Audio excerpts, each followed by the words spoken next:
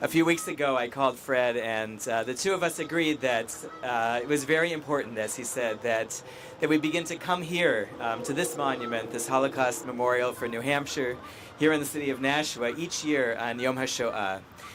This is the day designated by the Jewish religious calendar to remember the Holocaust.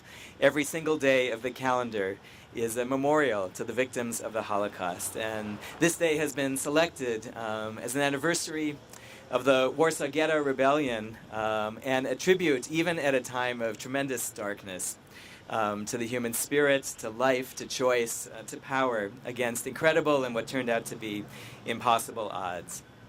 When we came here last year to inaugurate this memorial, I remarked about where it is here across from a shopping center, a university, a place where we care for the older in our community, hospital for the sick, school, City Hall of democracy. And here we are in the middle. And how many times have we driven down Main Street in the course of the year, noticing and participating in all of these things? And here is this memorial, jarring and disturbing in the peace of our city. And it should be. Hopefully it has been.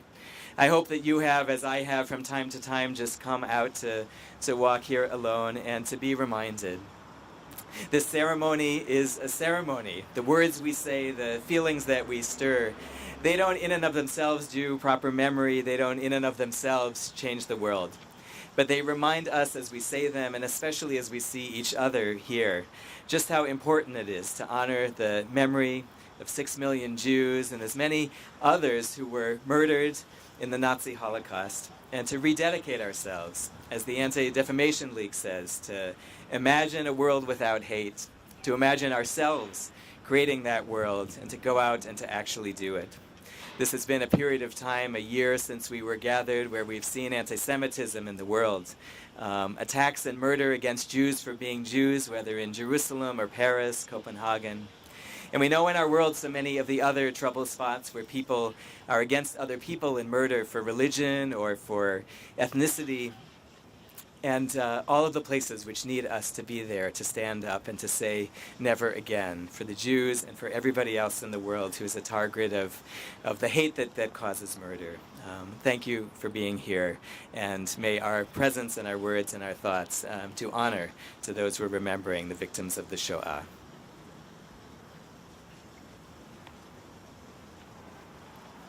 Thank you, Rabbi John. Before we go on, we have some programs. If there are any left, if Cameron is here, Cameron Lee, could you? Where's Cameron? Cameron, could you pick up some extra programs and just give them to people that are here? So, like a souvenir. Well, we have a very distinguished speaker next, Mayor Lozo. You know, really one of our really finest mayors. And I've known a few. Thank you, Mayor Lozo. You're welcome. Thank you. Thank you. Of course, we all know that Fred doesn't give out compliments easily, so thank you. You know, I want to thank Rabbi John, and I certainly want to thank both Fred and Jan T-Boom for working together to make sure that this vision happened, for knowing how important it is to have had happened. I look out and I see my colleagues here, first on staff, our Superintendent of Parks and Recreation, Nick Caggiano, who really took on this project wholeheartedly, all in, as I like to say. And next to him, Bob Genest, one of our longtime foremen of the city, who's been here over 30 years, who understands that it's important to pay attention to this park, even though throughout the city we have 900 acres of parks. And this one is in a very busy place, and they've overcome things like the geese and other challenges, let's just say here, but have made this a very special place, and it's important to them as well. And so they take good care of it, and we'd like to thank you for pulling it together after the winter we've had. Nice job, it looks great today.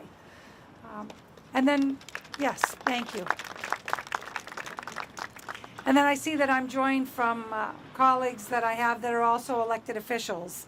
In the front row, Alderman Pam Brown.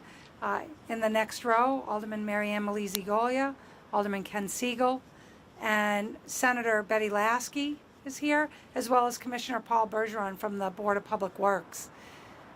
You know, great things happen when we work together.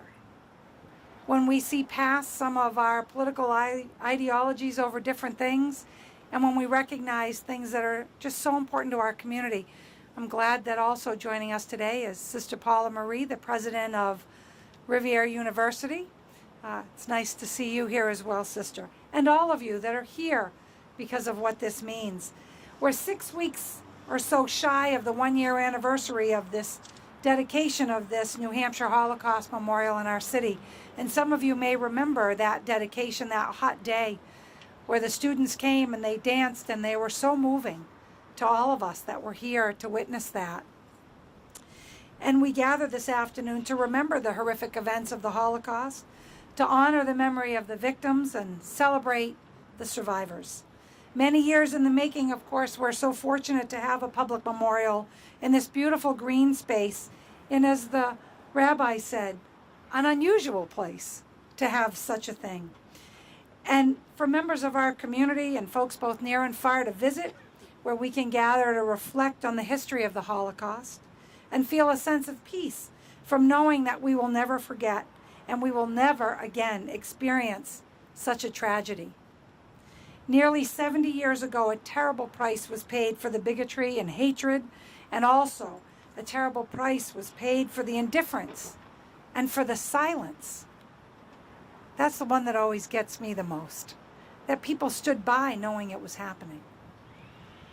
Today we commemorate the victims of the Holocaust, their families, and our survivors, and we make a promise of moral truth to never be silenced when witnessing a fellow human being stripped of their humanity or victimized by terrorism, prejudice, or racism. Never forget, never again.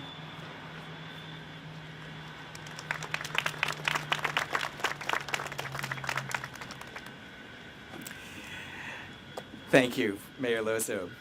I want to call on Fred Seaboom, community activist, longtime member of our Board of Aldermen and chair, and the one who had the vision for the New Hampshire Holocaust Memorial.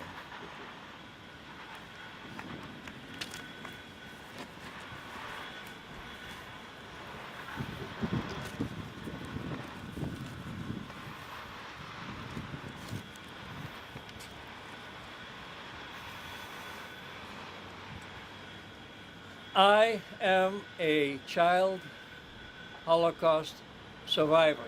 I was a hidden child during the entire period of the war, 1940 to 45. I knew the real Nazis. The Nazis and their collaborators killed children without hesitation and without remorse. Hitler said,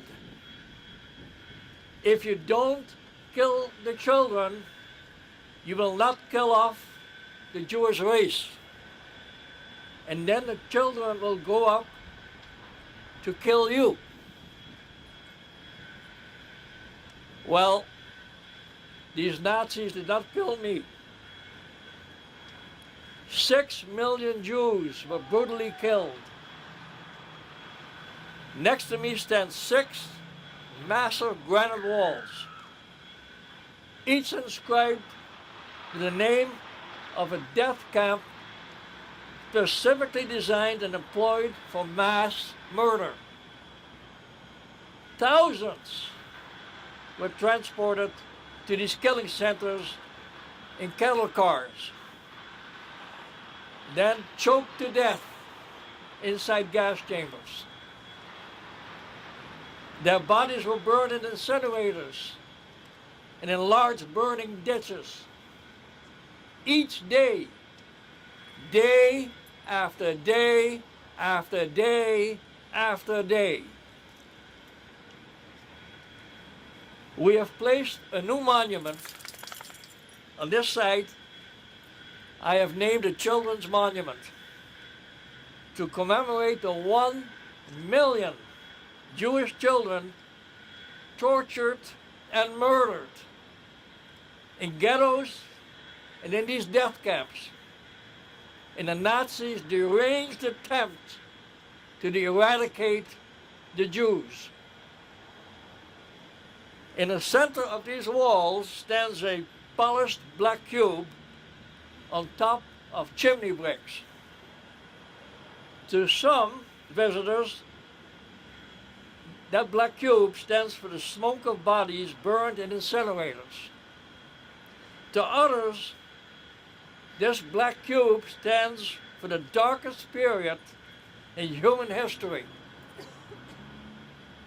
To me, it represents satanic evil, for I personally believe Hitler was the Antichrist, Satan in human form. When our children look at the shiny black cube, they see reflected the faces of children who stare back from eternity and demand to know why their young lives are so brutally ended for no other reason that they were Jews. They ask, why did this happen? But we can provide no rational answer. Take a look at these monuments standing here that are standing here in witness. Take a look at those posters of those children about to die, silently staring back at us. Why did this happen, they ask? But we can provide no rational answer. This tall monument implores us to commit to never forget what happened and to never again be defenseless. Israel's Prime Minister Benjamin Netanyahu reminds us, America worries about its security, but we worry about our survival every day. We pledge to never again shall Jews walk passively to their murder. Never again shall our innocent children be sacrificed through our collective inability to protect and to defend ourselves against evil.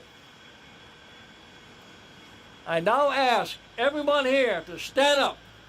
Everyone, stand up. After I mention the name of each Nazi death camp, I ask you to commit yourself to shout out loud while raising your fist and say, never again. Auschwitz, never again. Sobibor, never again. Majdanek, never again. Belchak, never again. Chelmno, never again. Treblinka, never again. Thank you.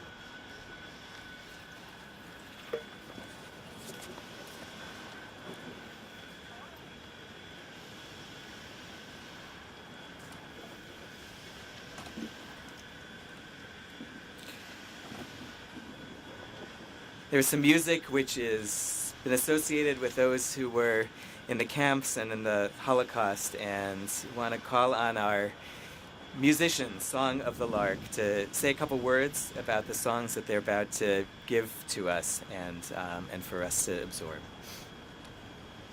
Thank you, first of all, to Fred for having the vision to put this memorial here. It's very important. My father was a child whose family was mostly killed at the Holocaust. And we're playing music, some music that was written during the Holocaust and by people or poetry. And it's very important to know that music was also not used to cover up the Holocaust, what was going on. They would bring people to see a camp and pretend that it was some kind of luxury hotel. That wasn't the case with the Hill. So we're honored to be part of this event today. אני מאמין באמונה שלמה שביאת המשיח ואף על פי שהתממע, עם כל זה אחכה לו בכל יום שיבוא. This was written during the Holocaust. The composer is not known, although it's believed that Reb Azriel David Bastad was divinely inspired to sing it on a train to Treblinka. He was saw a fellow captive who jumped out of the train and escaped, and eventually he taught the tune to the Molitva Rebbe, Rabbi Shaul Rivier, Elazar.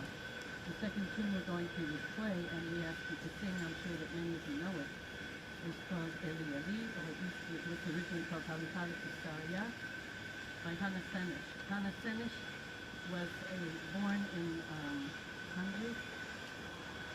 She saw what was starting to happen to the Jews in Hungary and emigrated to Israel and joined an agricultural kibbutz Sdot Yam. And then she joined the Haganah, which was the beginning of the Israel Defense Forces. In 1943, she enlisted in the British Army in the Union Auxiliary Air Force as an aircraft woman, second class, and she began to train. She was one of 37 Jews from mandatory Palestine at the time who was parachuted by the British Army into Yugoslavia. She was captured, tortured, and murdered, killed at the hands of a firing squad. These, before we sing this song, which I will translate, these were some of the lines that were found in Hannah's death cell after her execution. 1, 2, 3, 8 feet long. 2 strides across, the rest is dark. Life is a fleeting question mark. 1, 2, 3, maybe another week. Or the next month may still find me here. But death, I feel, is very near. I could have been 23 next July. I gambled on what mattered most. The dice were cast. I lost. The song we'll sing is called Eli Eli. My God, I pray that these things never end. The sand and the sea, the rustle of the waters, the lightning of the heavens, the prayer of man. The first song will be instrumental. And please feel free to meditate on what is happening today, what had happened in the past, so we don't repeat it.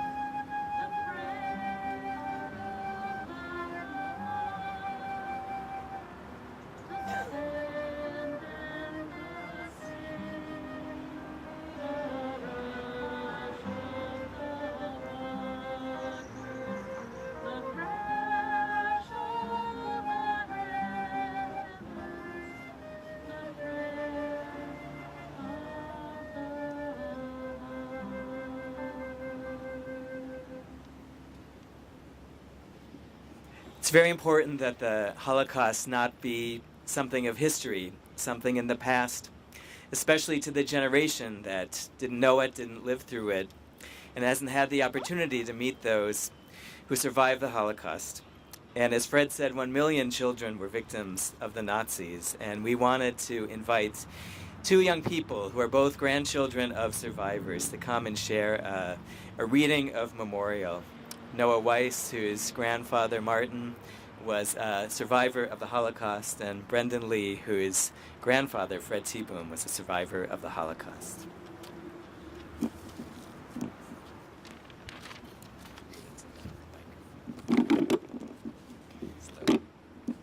We shall remember our brothers and our sisters, the city houses and the country houses, the shtetl streets rushing like rivers, and the lonely inn on the county road, the aged man in the features of his face, the mother in her kerchief, the young girl with her braids, the child, the people Israel in thousands of communities, among all the human families, the entire assembly of Jews, brought down to slaughter on the soil of Europe by the Nazi destroyer, the man who suddenly screamed and while screaming died, the woman clutching her infant to her breast whose arms gave out, the infant groping for her mother's nipple that was blue and cold, the feet that sought refuge, though flight was no longer possible.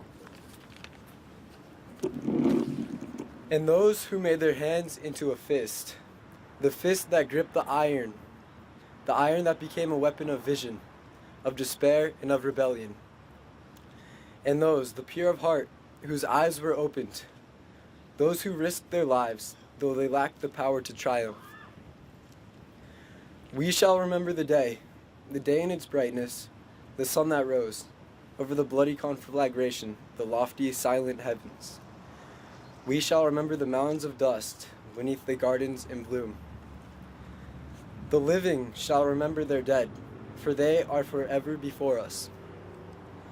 Look, their eyes dart round and about, allowing us no peace until our lives become worthy of their memory. Thank you.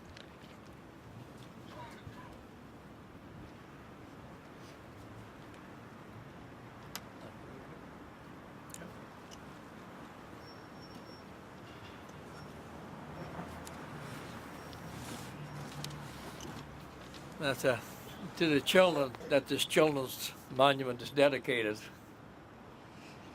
And the vision of this particular children's monument came actually from a video. If you look at our website, this is on your program, there's a video when we did the dedication last year, and children were looking at the black cube, looking at it very intently at their own reflection coming back.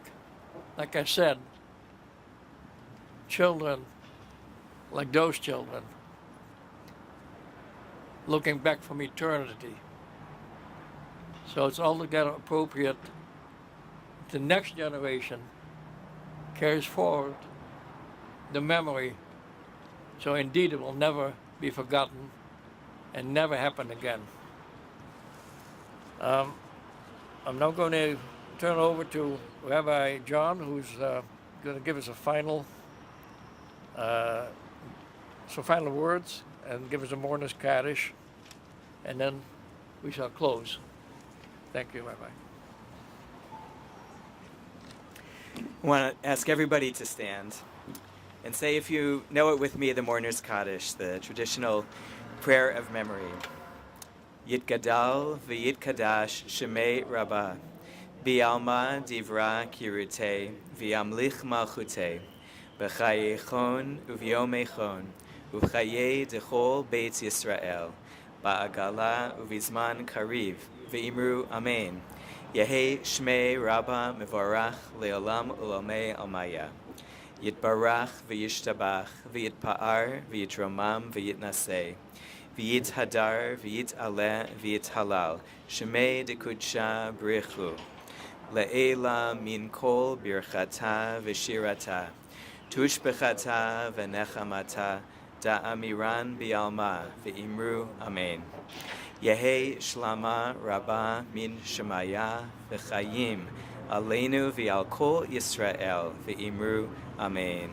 Oseh shalom bimromav, hu ya'aseh shalom aleinu v'al kol Yisrael v'imru amen. I want to thank all of you for being here together, for putting this community together, to remember those who died in the Shoah, to dedicate ourselves that there never be another Shoah. This evening, beginning at 7 o'clock at Rivier University, is our annual Remembrance program. We thank Rivier for hosting us as a collaboration between the university and the temple. The program will begin in the Dion Center at 7 o'clock with our speaker, Rolf Schuett, who is the Consul General from the Federal Republic of Germany to the States of New England. And all are welcome, and please bring other people as well if you can.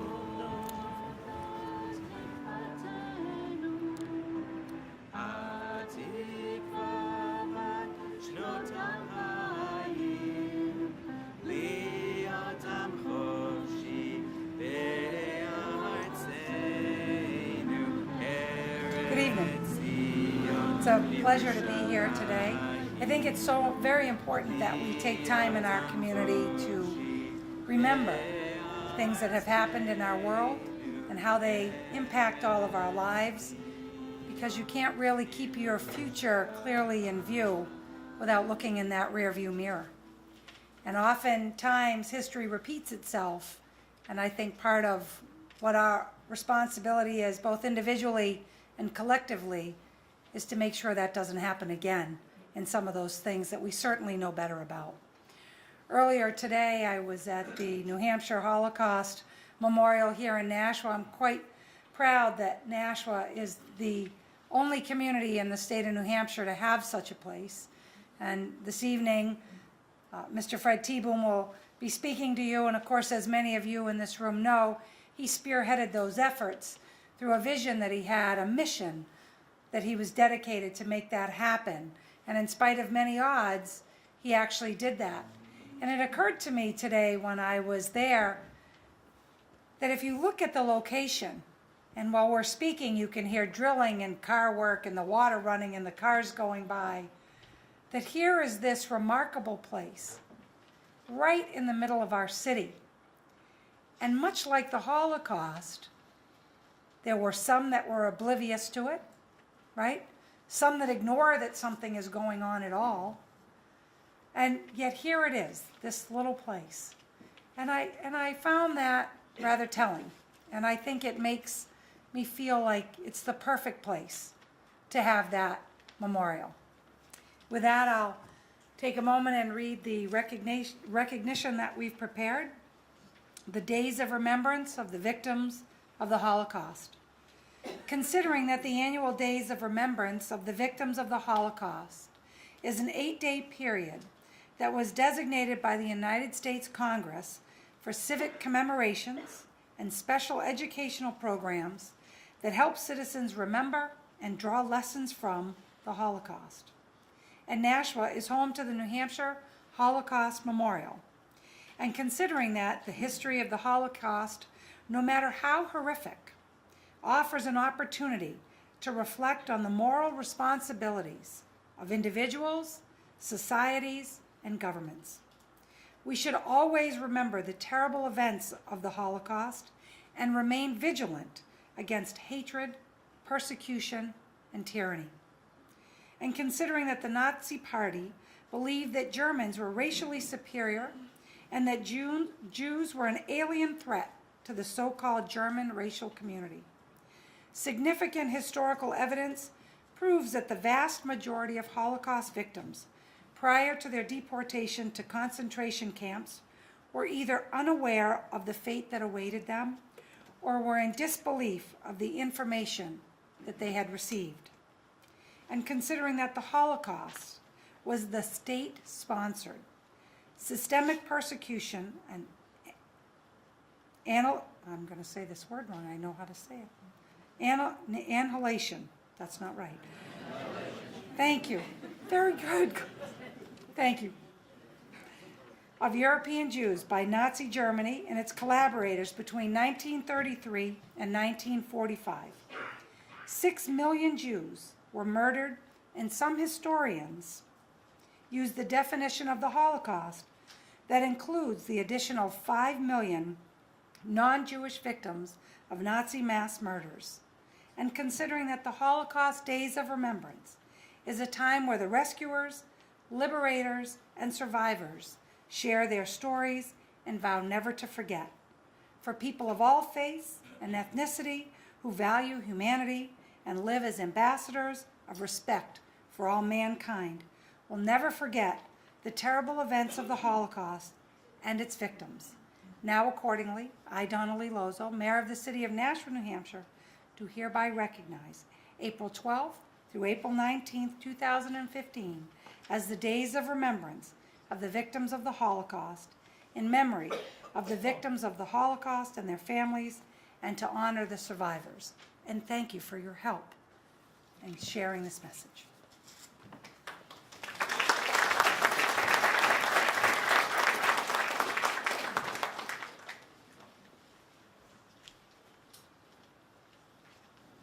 Now we're going to welcome the president of Rivier University, Sister Paula Rivier.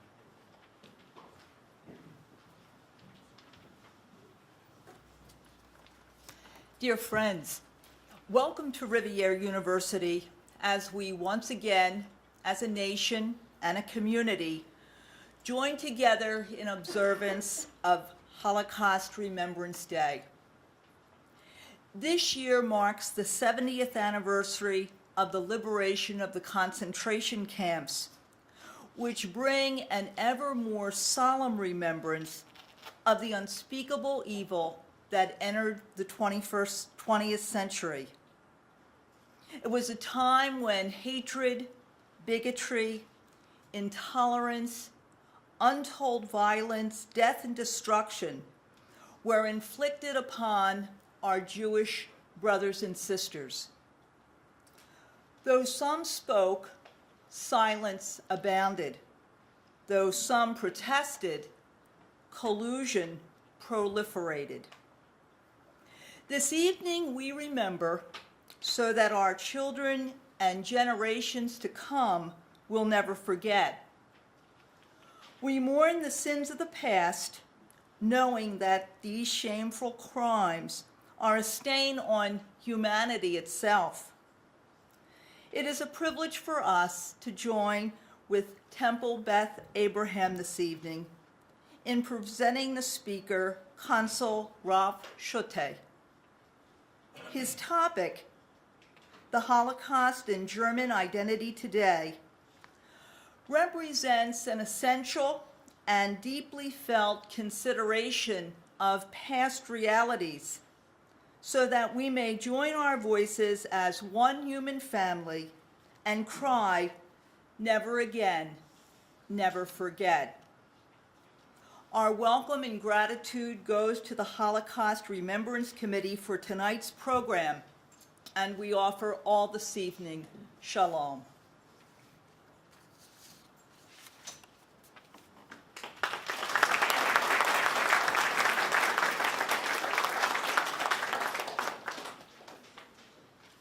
Thank you. And I'd like Fred T-Boom to come up. He is the founder of the Holocaust Memorial that is here in Nashua.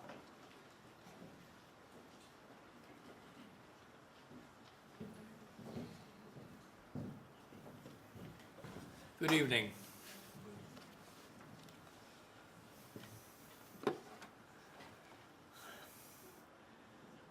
I am a child Holocaust survivor. I knew the real Nazis. The Nazis and their collaborators killed children without hesitation, without remorse. Hitler said, if you don't kill the children, you will not kill off the Jewish race, and then the children will grow up to kill you. The Nazis killed 1 million Jewish children. But they did not kill me. Last year, we dedicated the New Hampshire Holocaust Memorial, the first such public memorial in our state. Thank you, Mayor. According to the Telegraph, likely to rival some of the finest shrines in the Northeast. You can visit this memorial located just a few hundred feet from here. Earlier today, we held our very first Yom HaShoah Remembrance on the memorial site. We expect to make this an annual event, and we will invite everyone, near and far, to participate. We'll have another remembrance this Sunday, 1 o'clock, different congregation. Now, we placed a new monument on this site that I call the Children's Monument, to commemorate the 1 million children tortured and murdered in ghettos and in death camps in the Nazis' deranged attempt to eradicate the Jews. When our children visit the memorial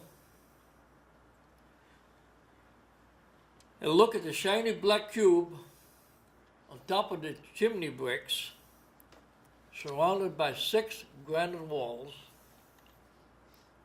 each inscribed with the name of a death camp, they see reflected the faces of children who stare back at them, stare back from eternity, and demand to know why their young lives were so brutally ended for no reason other than that they were Jews. They ask, why did this happen? But we can provide no rational answer. Look at the posters around here. Look at the faces of people, desperate. They're asking all those, they're looking at us from eternity. They're asking all those who look at these pictures, these posters, why did this happen? But we can provide no rational answer. Israel's Prime Minister Benjamin Netanyahu reminds us the following. He says, America worries about its security, but we worry about our survival. He said that in a joint meeting, before a joint meeting of the U.S. Congress.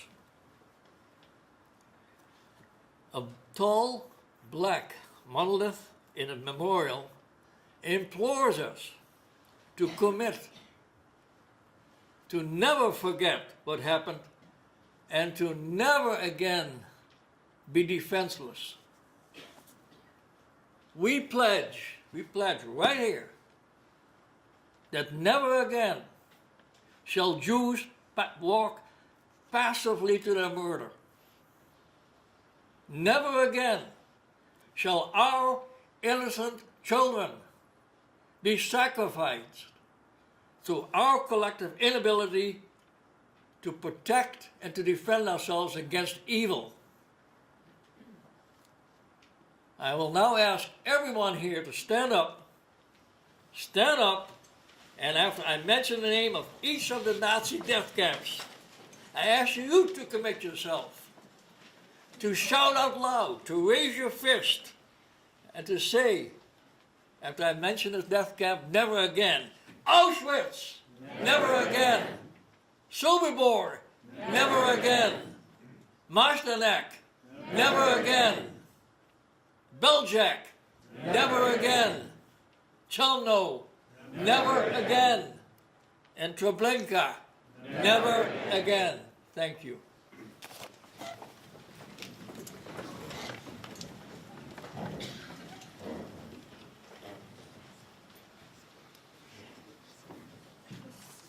Thank you, Fred. It is so important to hear from survivors. Good evening. I'm Cheryl Rich Kern. I'm a member of Temple Beth Abraham. And with Rivier University, we've put this event on for close to 20 years. Our collaboration demonstrates how people from different faiths and backgrounds can observe Holocaust Remembrance Day, a commemoration of the 6 million European Jews who perished during the Holocaust. Before I introduce our speaker tonight, I need to bring up what might seem to some like the elephant in the room. I've received some interesting emails this week from members of the community who are wondering why I invited a diplomat from Germany to speak here. The Nazis were German, and it's an undeniable fact. The Nazi regime wiped out what was then 1/3 of the world's Jewish population, and over 1 million of these victims, as Fred had said, were under the age of 13. I am from a generation that grew up in the specter of the Holocaust. As a child, I learned about the fate of my grandpa's sister, my cousin Sam's parents and siblings, my cousin Rosie's father and mother, my son's great-grandfather, all herded like cattle, gassed and burned. These are the images I grew up with, and they are my personal narrative as a Jewish American. The Holocaust is more than a history lesson for me, but in a global context, Holocaust Remembrance Day, or Yom HaShoah in Hebrew, is a time to pause and reflect about the roots of prejudice and stereotyping, and ask ourselves, how do we react today when human rights are threatened? Germany has to be included in that conversation. The Holocaust is part of Germany's history, and the response is part of our future. Today's Germans grapple with the heinous deeds of their ancestors. Many, like our speaker tonight, use dialogue and education to stand up against bullying and persecution. Our speaker, Rolf Schuett, has been the German Consul General for the New England states in Boston for the last 3 years. He has also served in Moscow, Tel Aviv, and the United Nations in New York, Rome, and San Francisco. Previously, he held several positions in the German Foreign Office in Bonn and Berlin. In 2004, as a visiting scholar with the American Jewish Committee, Schuett researched American Jews' relationships with Germany. We are honored to welcome him here tonight. Rolf Schuett.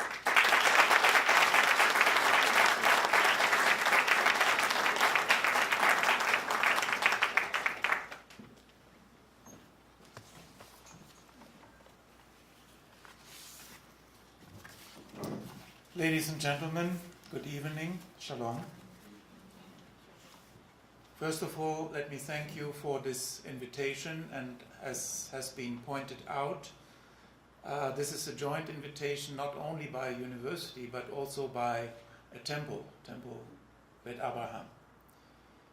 And this is not the only invitation that I have received in these days, these weeks of remembrance, weeks of remembering the Holocaust. Last Sunday I spoke in Boston Faneuil Hall at the annual event of the Boston Holocaust Survivors Association upon invitation from them. Spoke at other events organized by the AJC. Next week I will speak at Temple Emmanuel in Newton, later this month at Hebrew College. The focus of these speeches varies slightly from one event to another, but what they all have in common is the fact that I have been invited to speak predominantly to Jewish audiences and if I'm not mistaken, probably also tonight that's no exception.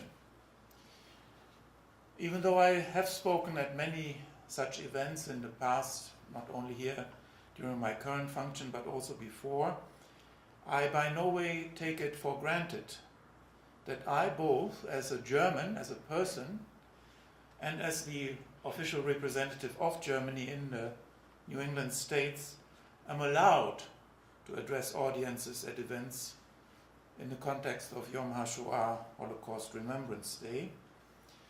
Events that most of all and firstly remember the victims of the Holocaust and honor the survivors, their families and descendants. The Holocaust, a synonym for the most horrible crimes committed by Germans and in Germany's name in all of my country's history.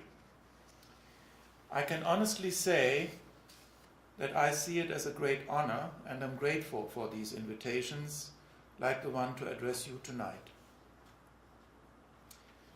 Just a few weeks ago, on January the 27th, approximately 300 survivors of the Auschwitz death camp assembled there in Auschwitz on the occasion of the 70th anniversary of the liberation of that camp in 1945 by the Red Army.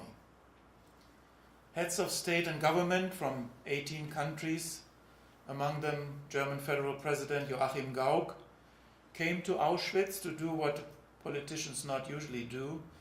They came to listen to eyewitness accounts of Auschwitz survivors. On the same day, which is the International Holocaust Remembrance Day, in addition to the Jewish Yom HaShoah Remembrance Day, which is today, on that same day in January, a ceremony took place, as it does every year, in the German Bundestag, in the German Parliament in Berlin, when the German Parliament and the highest representatives of my country convened to dedicate our own Day of Remembrance to the victims of Nazi rule. In his speech at the Bundestag, our president said that, and I quote him, "There is no German identity without Auschwitz. Remembering the Holocaust remains a matter for every citizen of Germany. It is part and parcel of our country's history." End of quote. But I think that it is not only solemn events like the ones which took place in Auschwitz or Berlin in January, or the former Buchenwald concentration camp in Germany last week, or the ceremonies around Yom HaShoah this week that should serve as a reminder of the Holocaust. There are many other ways in which people today, and especially the younger generation, can be exposed to what happened at Auschwitz, and maybe, in my view, maybe even more importantly, what led to Auschwitz initially, and what lessons should and can be drawn from it. Autobiographies, documentaries, feature films, interviews with survivors, and visits to former sites of horror can make past suffering accessible to young people and inspire them to open up their souls for it. This brings me then to the topic of today's event: German-Jewish relations today, 70 years after the liberation of Auschwitz concentration camp. I would like to give you the opportunity after my talk to make comments, observations, or ask questions, so I will not dwell in all detail on the issues. I would just like to do something that may be a little bit unusual for a speech, an official speech, is I would like to tell you a little bit about myself, about what made me finally come here today, my personal background. When I grew up in a small town in the very center of Germany, there were very few Jews living in Germany. Post-war Germany, West Germany, before the reunification in 1990, there were about only 30,000 to 40,000 Jews living in Germany. So very few people that were non-Jewish in Germany had ever an opportunity to encounter a living Jew. What we knew about it, what we knew about Jewish life, was basically through books, TV, school. And in school, in particular, the Holocaust was the center of what we learned about it. We did not learn very much about Jewish life, Jewish traditions, Jewish religion. Everything we knew was basically restricted to the 12 years of 1933 to 1945. So my first encounter with Jewish life, not only Jewish death, was when I traveled to Israel as a tourist. And then later on, after I joined the German Foreign Service, I had the opportunity to serve 3 years in our embassy in Tel Aviv. So you can imagine that that was a chance to really get acquainted with Jewish life in those 3 years. I later became Deputy Director for Middle East Affairs, came back to Israel many times. And during that time also I did a speech tour here in the United States. That was in the 80s. And I traveled to 15 cities in 18 days. And the topic of all over the country, from Boston to San Francisco, Seattle, to Houston, to Miami. And the topic was German-Israeli relations.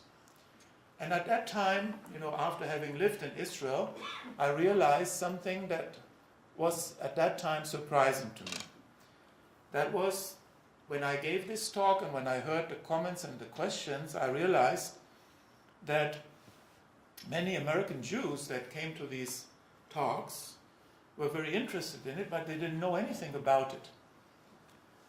They knew a lot about Israel, they knew a lot about Germany and about the Holocaust and what happened during the Holocaust, all the misdeeds and the crimes and the horrible things that Germans had done, but they knew very little about what had evolved over the years between Germany and Israel as the Jewish state. That actually led me to the question, why is that? Because it was so different from my own experience in Israel. And so it was already mentioned, I wanted to go, if I had ever the time in my career, to do a little research about that. Why was there such lack of knowledge here in the United States among American Jews on this relationship? Why was it so important in Israel? And then, as you mentioned, the American Jewish Committee in New York headquarters accepted me during a sabbatical, to do some research on this question. And I published a little booklet about it. So I learned a little bit more, I think, about the German-Jewish relationship. And there are maybe 3 different aspects of that. The one is, of course, Germany and Germans and American Jews. The second one, Germany and Germans and Israel and Israeli Jews. And the third one, if I would like to say that, is non-Jewish and Jewish Germans. So I could address you tonight on all these aspects, on German-Israeli relationship, German-American-Jewish relationship, or Jewish life in Germany, and I will be most happy to answer questions and if you have any on any of these subjects. But I want to just limit myself to what are the common features and what are the distinct features in these 3 relationships. I think there is one common aspect in these 3 relationships which is shaping all 3 of them, and that is the Holocaust. My thesis is that the Holocaust memory is as important for all Jews as it is for all Germans. It is called a constitutive element of present-day political culture in Germany, and I just quoted our president, what he said in Auschwitz. I think it is a very important factor in personal and collective identity for both Jews and Germans, as the most harrowing experience in Jewish and in German history. So it comes to a very strange thing, I believe. The Holocaust is an element that both separates and binds Germans and Jews like no other two peoples. It creates a very special relationship. A special relationship, I believe, even for those that would rather draw a final line, speak of normalcy, or even forget. But there is one important factor. Despite this great importance of the Holocaust in personal and collective identity, my experience over many years is that the Holocaust as a topic is very seldom directly addressed in dialogue when a German and a Jew meet, at least when they first meet.